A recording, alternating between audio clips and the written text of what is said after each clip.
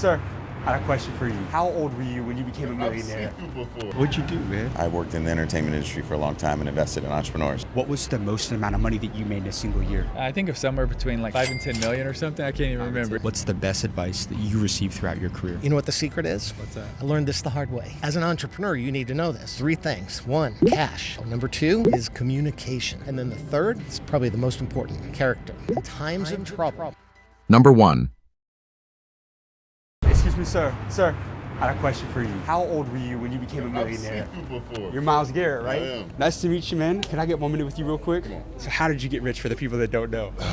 I played defensive end for the Cleveland Browns. You're one of the greatest defensive ends of all time. I mean, if you say so. Tell the people what records you broke this year. For those that don't know, man. Single season sack record. The most of anybody in a single season. Yes, sir. What was the most amount of money you made in a single year? Nah, I can't say that. More than 10 million? Yes. More than 15 million? Yes. More than 20 million? Yes. Not- We'll stop right there. You said more than $20 million, man. Did you come from a lot of money? No, Was that one of your driving factors? Was that motivation for you? absolutely. I wanted to give my family a better life, better lifestyle, especially my grand. She has always been my driving factor, and she passed away right before I got into college, and I always write her name down on my tape. When a lot of athletes go into money, they're not used to seeing that much money, and a lot of them go and blow it. What are you doing to preserve your wealth for years, for decades to come, to build that generational wealth? Teams and energy, renewable energy. You said energy. Yes, sir. Part owner in the Cavs, and I'm looking forward to being an owner in a Premier League team sometime You were soon. part of a basketball team, man. I am. I'm going to challenge you. Take me back to the most life-changing conversation you ever had. What's the greatest piece of advice you received throughout your career? Probably sat down in high school, and I was with my parents and my head coach at the time for football. He was also the AD, and they told me I needed to be all in or all out. You can't do anything half. Then, if I wanted to be great, then I had to give everything to it. I was really into basketball, and I wanted to, just do football on the side. It was like, if you're gonna do it, make the most out of it and see what you can become. But don't play around with it. Did you ever worry about what people thought about you? Never. Why not? I'm sure you've had haters with this amount of success. I mean, you are who you are. And Jaylen Brown told me that they don't build statues for haters. They build them for people that do things like Miles Garrett. You're damn right. How old are you? 30.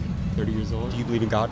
I do. How important has faith been for your success? All glory goes to God. Everything that I do. Every sack I point up to the sky. I kiss my wrist, and I have a cross there as well. And I believe that's almost completely part of my process and my success. Jesus is king. Every day. You got amazing advice, my friend. Thank you so much, man. I got to ask you, man. I connect with all the millionaires and billionaires I interview. Could I get your contact? Yeah. Number 2. Sir, is this your G-Wagon?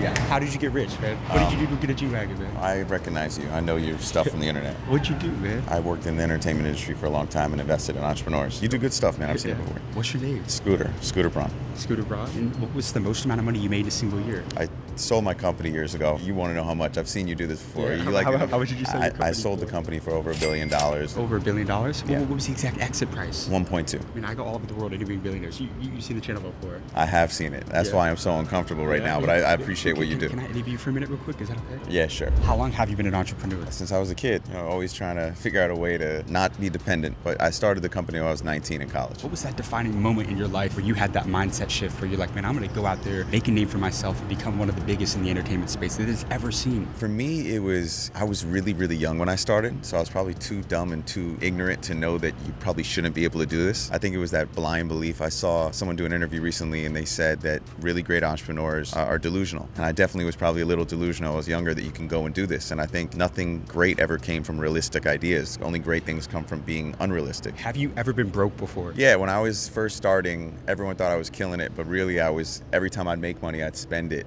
to kind of fake it to make it. And I remember ordering Domino's pizza and realizing I did not have enough cash to pay. And I had like this change jar that me and my roommates had by the door, and I had to open it up and pay for Domino's with change. And I never forgot that, because I always say success and failure really live next door to each other, like really live next door. And whenever you think it's gonna fall apart, that's when you gotta go that extra mile so that you find out success is right there. What year was that you couldn't afford pizza? Probably 23 years old. I'm 44 now, so 21 years ago. 20 years ago, would you have any idea then that you would end up selling a company for over $1 billion? You know what's really funny? When I first started, I wanted to, do that. I wanted to achieve that $1 billion. And then I realized making 10 grand was really hard. And I went and spoke to a guy in Atlanta that I really admired, and he gave me a number of 10 million of like, that's what it would take to have his lifestyle. And that was my goal. I was like, I wanted 10 million. I want to have a beautiful family. I want to have kids. And, my life changed. And I remember when I passed that number, I felt like, what is it all for? It felt empty. And then my pops gave me some really good advice. He said, well, what do you love to do? And I said, I love being with my friends. I love giving away tickets. I love, talking to a random entrepreneur and helping them. I love the adventure of life. And he goes, well, I think money could be a way to make you, burdensome and you could be tied up by it, or money could be something that sets you free to do all of those things more and more in your life. So you are now the 44th billionaire that I've interviewed. Are you happy now? I don't think that's how life works. I think life is ebbs and flows, and there's days where you're really, really happy, and there's days where you're sad. And everybody, whether you have $10 or $1 billion or someone who has $100 billion, everyone's having a human experience. And what I've seen from people that have a lot more money than me, who I've become friends with, they at times can feel very, very empty. And I think you don't need $200 billion to start the work of going inside yourself and figuring out who you are. So if you want a tip, if you want a cheat code for the end game of success, start doing work on yourself now and start seeing who you are and valuing yourself. And that's going to be a lot more important than making any amount of money. You were in the entertainment business for decades. For the people that don't know, what was your business like? What business made you the most amount of money throughout your career? We built a record label, we built a publishing company, we built a TV and film production company. For me, I never wanted to be defined by one industry. I wanted to be defined as an entrepreneur. And that to me is just living an adventure every single day. Did you have people that doubted you in the business world? Yeah, of course. I was a knucklehead 19-year-old kid from Atlanta, Georgia, who's coming up in the hip hop industry and throwing parties. Everyone was like, what the hell is he talking about? He's going to build this and build that. I'm assuming you had people that thought you were crazy. Yeah, they thought I was nuts. But every great entrepreneur I've ever met has that story. Like I said in the beginning, if it was realistic, it wouldn't be great. It has to be delusional. It has to be unrealistic. It has to be something. It's this idea that if you are playing baseball, if the Cy Young Award winner was pitching and everyone got to get in line and try and hit that ball, you could take as many swings as you want. And the winner, if you hit it out of the park, you get $1 million. It's the person who shuts everyone out, who keeps swinging, and everyone's saying, you're a bum, you don't have it, who just keeps swinging until they hit that home run. The person who shuts out the noise, that's the person who becomes the great entrepreneur. I want to shift real quick to investing. You've invested in some of the biggest companies in the world early on. Right. What's the number one thing that you look for in a business when you're making an investment into them? I try to see if the entrepreneurs burn the ships. It's never about what the business is for me. You said burn the ships? Burn the ships. It's never about the business. Like everyone else wants to look at data and everything. For me personally, I just like to look at the eyes of the founder and how psychotic are they? Like how crazy are they? How driven are they? Will they burn the ships? Will they shut out the noise? And I've seen that before. I've seen it, Travis from Uber, he had that. Daniel Ek from Spotify, he had that. Like there are certain people that are so driven and determined that you look them in the eye and you're like, they're going to find a way. I love that, man. You got amazing advice. And I connect with all the billionaires I interview. Could I get your contact? Number 3. Excuse me, sir. Sir, question for you. How old were you when you became a millionaire? Probably around 22. 22. So you made it young. I was very fortunate and blessed. And what line of business were you in, man? Like, how did you get rich that early? I played sports. I was fortunate to get drafted by the Denver Broncos in the NFL. You were in the NFL? I was. So what's your name? My name's Tim Tebow. Man, I go all over the world interviewing millionaires and billionaires to help the younger generation. Can I get a minute with you for the channel real quick? Yeah, of course. You were an NFL player. How long were you in the NFL? I don't know, 3 or 4 or 5 years, something like that, and then bounce around to a bunch of different teams. Over those 5 years in the NFL, what was the most amount of money that you made in a single year? I think of somewhere between like 5 and 10 million or something. I can't even remember. Yeah. Do you believe in God?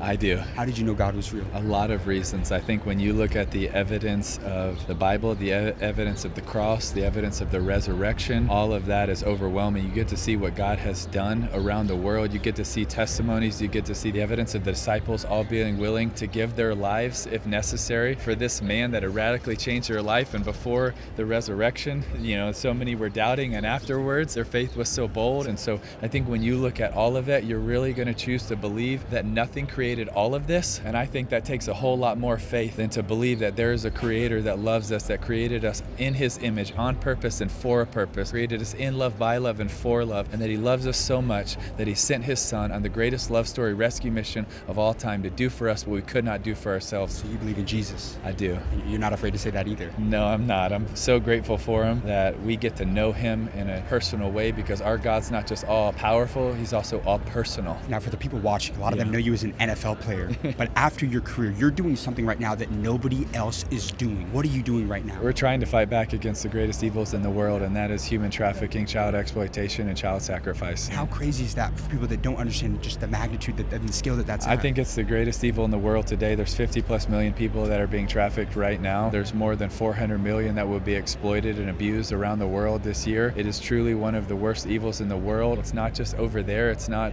the movie Taken. It is right here in our communities, in our backyard, in people every have no community. idea. We have no idea. Truly, so many times we really do have no idea. Thank you for what you do, man, because Thank not a lot you of so people much. are outspoken like Thank you for sharing. Thanks for giving me this time to share. I so appreciate it. 3 quick last ones Yes. for you real quick. Tim, I'm going to challenge you. Sure. Take me back to the most life-changing conversation you ever Oh had. my gosh. What is the greatest piece of advice that you received throughout your career?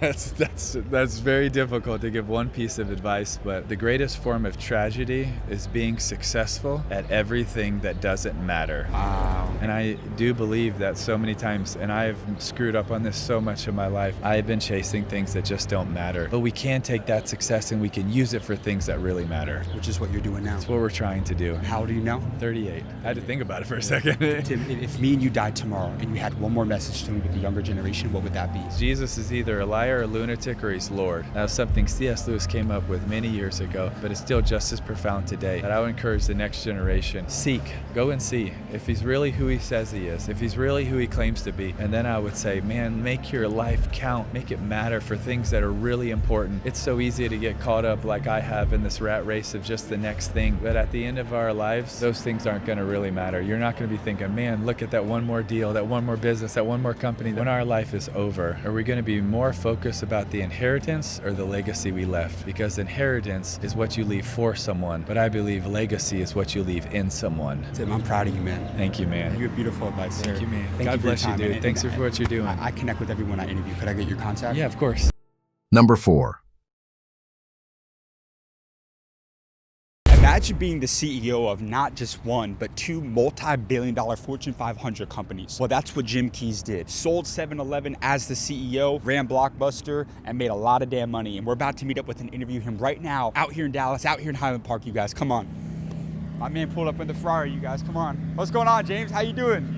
Good to see you, my man. How are you? It's good to see you, man. We were letting them know, man, that you ran not one, but 2 Fortune 500 multi-billion-dollar companies, man. I did. Lead a blessed life. And I think that people realize, man, you're 70 years old and you look amazing, man. I am. You move like you're 35, man. So. Hey, man, every day's a new adventure. You got to stay fit to get out of these things. 100%. Well, look, I've got one rule for the interviews. A lot of the people, they've seen me and you before. Yeah. We're not going to hold back in this one, though. We're No. going to give them the real secrets on what it takes to. You were in the trenches of 2 of the biggest companies in the world, man. Yeah. So we're going to give them the secrets right here. Can we make that happen? Good times and bad times. It's more important that you teach them how to handle the bad times even than the good times. Let's get right into it. Let's do it. What was the most amount of money you made in a single year? Single year or single day? Single day. I sold 7-Eleven. You sold 7-Eleven for how much money? Many billions of dollars. Many Yeah. billions of Yeah. dollars. Did you come from a lot of money?